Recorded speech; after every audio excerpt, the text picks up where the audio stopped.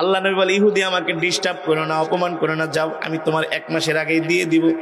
আল্লাহ নবী হাঁটা শুরু করলেন, পিছন থেকে ইহুদি আমার নবীর জামার কালার ধরে এমন জোরে টান মারলেন, রহমাতুল্লিল আলামিন দাঁড়ানো অবস্থায় থেকে মাটিতে পড়ে গেলেন।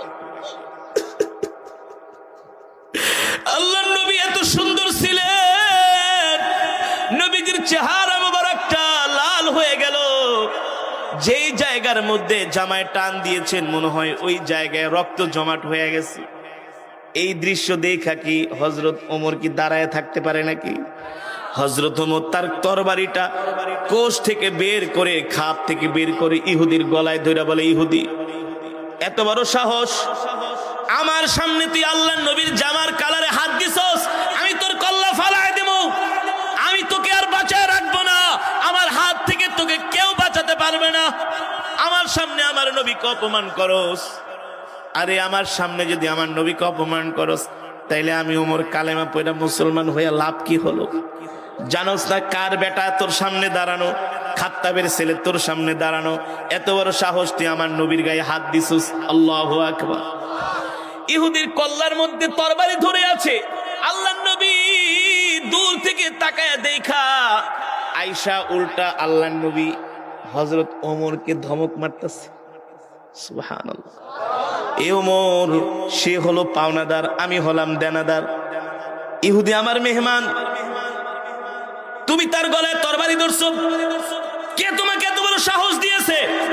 তরবারি নামাও। আপনি আমি হইলে কি করতাম? কি করতাম কোন? হ্যাঁ, আপনি আমি হইলে করতাম, দূর হুজুর, আপনার লেগে আইসি, হের লাগে মারামারি করতে, আর উল্টা আপনি আমার শাসাইতেছেন, জান আপনার লাগেই থাকুম না। আমি আপনার জন্য আইলাম, আপনার পক্ষ হয়ে আইলাম, তার সাথে তাকে তরবারি ধরার জন্য, আর আপনি আমার উল্টা ধমকান না। যেমন নবী তেমন সাহাবী। হযরত ওমর চুপ করে আছে, হযরত ওমর চুপ করে কান্না করতেছে। আল্লাহ নবী বলে, ওমর লিমা তাবকিয়া, ওমর কাঁদো কেন? ওগো নবীজি, আমার সামনে আপনার জামার কালারে ধরে টান দিছে, আমি ওমর সহ্য করতে পারি না, অনুমতি দেন আমি ওর কল্লা ফালায় দেব। আমার সামনে আমার নবীর গায়ে হাত দেয়, আরে আমি ওমর বেঁচে থাকা লাভ কি? আল্লাহ নবী বলে, ওমর সাবধান, আমার মেহমান অপমান করবা না, মাপ চাও। কাকে বলতেছেন মাপ চাও?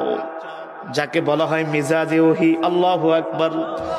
যার সিদ্ধান্ত অনুযায়ী আল্লাহ তাআলা কোরআনুল কারীমের মধ্যে 21টার উপরে আয়াত নাজিল করেছে, যার সিদ্ধান্ত আল্লাহর সিদ্ধান্ত। আল্লাহু আকবার। ওমরকে আল্লাহ নবী ধমক দিয়েছে, সাবধান, মাপ চাও ওমর।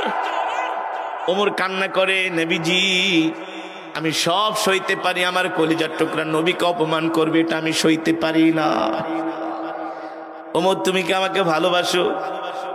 আল্লাহ নবী, ফিদা কাবি উম্মি ইয়া রাসূলুল্লাহ, আমি আমার জীবনের চাইতে আপনাকে ভালোবাসি। আল্লাহু আকবার। যদি ভালোবাসো তাইলে আমার ঋণটা তুমি শোধ কইরা দাও। যদি ভালোবাসো তাইলে ঋণ শোধ কইরা দাও। আপনি আমি হইলে বলতাম, মিয়া ধমক দিছেন আবার ঋণ শোধ করুন, আপনার সাথে তো সম্পর্কই রাখুম না। কিন্তু রাসূলের সাহাবীরা কেমন ছিল রে ভাই? রাসূলের সাহাবীরা কেমন ছিল? আল্লাহর নবী বলেন, এই কথা বলার পরে হযরত ওমর দাঁড়ায় বলে, ওগো আল্লাহর নবী, শুধু আমাকে ইহুদিকে শুধু আমার সাথে দিয়া দেন। ইহুদি অর্থ নিবে না কি নিবে? ইহুদি মনে মনে বলে, এখন যদি চাই 1000 দিরহাম বাইর করে তো দিয়া দিব, এমন একটা জিনিস চামু যাতে দিতে না পারে। ইহুদি কি নিবা? অর্থ নিয়ে যাও। খায় না, অর্থ না, আমাকে অর্থের বিনিময়ে পাকা খেজুর দিতে হবে। পাকা খেজুর এখন তোমার জন্য কোথায় পাবো? হযরত ওমর বলে, গো আল্লাহর নবী, আমি গতকালকে আমার বাগান থেকে খেজুর পেরেছি, গোডাউনে গুদাজাত করে রাখছি, আপনি ইহুদিকে বলেন আমার সাথে যাইতে। এই চল, কত মন খেজুর নিবা? বলে 1000 দিরহামের বিনিময়ে 10 মন দিতে হবে। চলো তুমি আমার সাথে। আল্লাহর নবী যাওয়ার সময় কে, ওমর এদিকে আসো, 10 মন তো দিবা, আরো 1 মন বেশি দিবা। কেন? আল্লাহর নবী, কেন দিব? এই যে তুমি ইহুদির গলায় তরবারি ধরছো, এই জন্য তোমার আরো 1 মণ জরিমানা। সুবহানাল্লাহ বলবেন না? আপনার আমার তো অনেক ধৈর্য, ঠিক না? এই যে তরবারি ধরছে এই জন্য 1 মণ জরিমানা। আল্লাহ নবী বলে ঠিক আছে, হযরত ওমর বলে ঠিক আছে, ওগো রাহমাতুল লিল আলামিন, আপনি যেভাবে বলেন সেভাবেই দিব। ইহুদিকে নিয়ে হযরত ওমর তার বাড়িতে চলে গেলেন। গোলামকে ডাক দিয়া বলে খেজুরের গুদামের দরজাটা খুলে দাও, ইহুদি তোমার লোকজন নিয়ে আসতে বলো, 10 মণ খেজুর মাইপা তুমি নিয়ে যাও। ইহুদি 10 মণ খেজুর মাপলো, বলে ওমর 10 মণ খেজুর মাপছি, জায়গা। বলে যাও যাও। ও 10 মণ মাপছো? বলে হ্যাঁ। কয় না আরো 1 মণ মাপো বেশি, 11 মণ। কয় কেন? এ ইহুদি, ওই যে আমি তোমার গলায় তরবারি ধরছি, এই কারণে আল্লাহর নবী আমার আরো 1 মণ জরিমানা করছে। আল্লাহু আকবার, আল্লাহু আকবার। ইহুদি হযরত ওমরের চেহারার দিকে তাকায় কয়, মনে মনে কয় তুমি আমাকে এখনো বাঁচায় রাখছো, এটাই তো কপাল। তোমার মতো ওমরের সামনে দাঁড়ায় আছি, আমি তো তোমাকে চিনি, তোমার পূর্বপুরুষকে চিনি। তুমি কেমন জিদি মানুষ, রাগী মানুষ, শক্তিশালী যুবক। তোমার ভয়ে মক্কার সব কাফেরেরা থরথর করে কাঁপে। সেই ইহুদির সাথে তুমি এত সুন্দর আচরণ করতেছো। এবার ইহুদি ডাক দিয়া বলে, ওমর 10 মণ খেজুরও নিব না, 1 মণ বেশিও নিব না। কেন নিবা না? কেন নিবা না? এ ওমর, মাত্র সামান্য কয়েক টাকার বিনিময়ে এত খেজুর দিয়া দিলা, একবারও জিজ্ঞাসা করলা না আল্লাহর নবীর সাথে আমার কি কথাবার্তা, কি লেনদেন হয়েছে? বলে এত কিছু জানার দরকার নাই, আমার নবী বলছে আমি তোমাকে খেজুর বুঝাইয়া দিলাম। আল্লাহু আকবার। ইহুদি ডাক দিয়া বলে, ওমর, এ ওমর, খেজুর নিব না, তবে যাওয়ার সময় আমার সাথে একটু কথা বলো। বলে আল্লাহর নবী তো তোমার সাথে আমার কোনো কথা বলতে বলে নাই। আমরা হইলে তো কইতাম, ভাই 10 মণ তো 2-4 মণ কমায় নেন, আমার পক্ষ থেকে দিতাছি, একটু আমার একটু সেভ করেন, হেল্প করেন।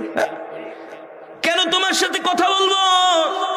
আমার নবী আমাকে যেটা অর্ডার দিয়েছেন সেটাই করো তুমি। বলে ওমর, আসো ভাই আসো, তোমার সাথে একটু কথা বলি। কি কথা বলবা? আরে খেজুর তো দিয়া দিলাম, মাইপা নিলাম, এখন চলে যাবো, তোমার সাথে তো আর দেখা হবে না, কিন্তু আমার পরিচয়টা একটু জিজ্ঞেস করো। হযরত ওমর বলে, তোমার পরিচয় তো জিজ্ঞেস করার কথা আল্লাহর নবী আমাকে বলে নাই। এবার ইহুদি যায়েদ বলে, একবার একটু আমার পরিচয়টা জিজ্ঞেস করো। হযরত ওমর জিজ্ঞেস করলেন, বলো তোমার নাম কি? বলে আমার নাম হলো যায়েদ।